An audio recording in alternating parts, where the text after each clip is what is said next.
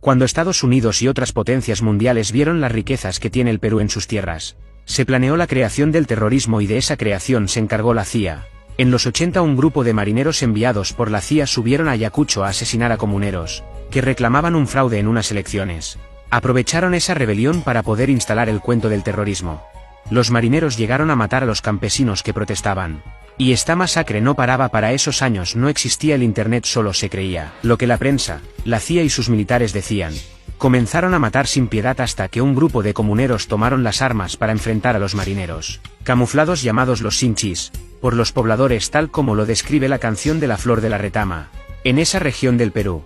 Entonces la CIA siguió con su plan instalando a dos personajes que se encargarían de jugar al gato y al ratón, para poder robar las riquezas peruanas. Esas dos creaciones fueron Abimael Guzmán y Vladimiro Montesinos. Pero para poder saquear al Perú en su totalidad faltaba poner a un presidente.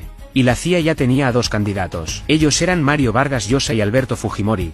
Para los años 80 y 90 se creó el Grupo Colina, integrado por 120 militares de alto rango, para poder dinamitar las torres eléctricas sin comunicar a los pueblos.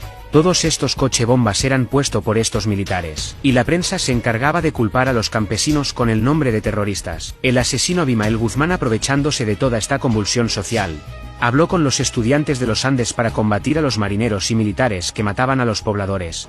Los estudiantes y campesinos, no teniendo otra opción, se unieron a su pensamiento maoísta. La CIA había concretado su plan macabro.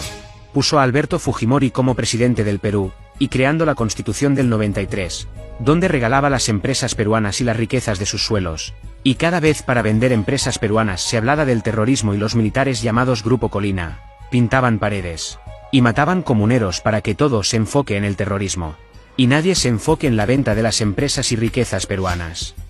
Hay que recordar que cuando se ubicó a Abimael Guzmán, los de inteligencia le avisaron a Fujimori y Montesinos que ya habían ubicado Guzmán.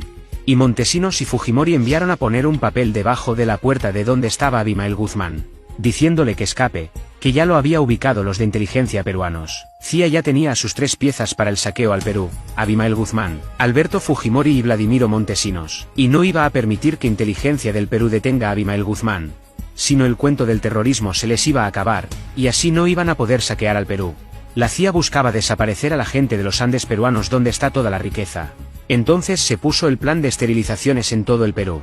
Alejandro Aguinaga se encargó de ese macabro plan, que estaba dirigida a las mujeres de los Andes, para que no tengan más hijos. A ellas estaba dirigida. Hasta se forzaron a más de 300.000 mujeres a esterilizarse.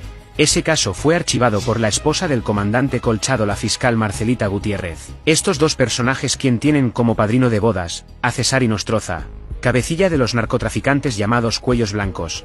De otro lado, mientras Abimael Guzmán había caído ya por el año 92, la CIA con su otra creación, el MRTA, empezaba a hacer terrorismo, para luego el año 96 crear otra cortina de humo llamada la toma de la residencia del Japón, el rescate Chavín de Huántar.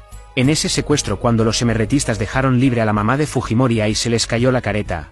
La pregunta: ¿por qué dejaron escapar a la mamá del presidente de ese supuesto secuestro? ¿Por qué, si el objetivo era secuestrar la residencia para negociar la salida de Víctor Polay Campos? Todo fue una cortina de humo, todo estaba negociado. Los emerretistas iban a ser enviados a Cuba, eso fue lo que se les había dicho, que solo hagan la figura del secuestro. Pero a la hora de la toma de la residencia se dio orden de que se mataran a todos los emerretistas para que no hablaran. Pero hubo un coronel que dentro de la residencia se opuso a que mataran a los emerretistas que se habían rendido, y eso le costó la vida a este coronel de nombre Juan Valer Sandoval.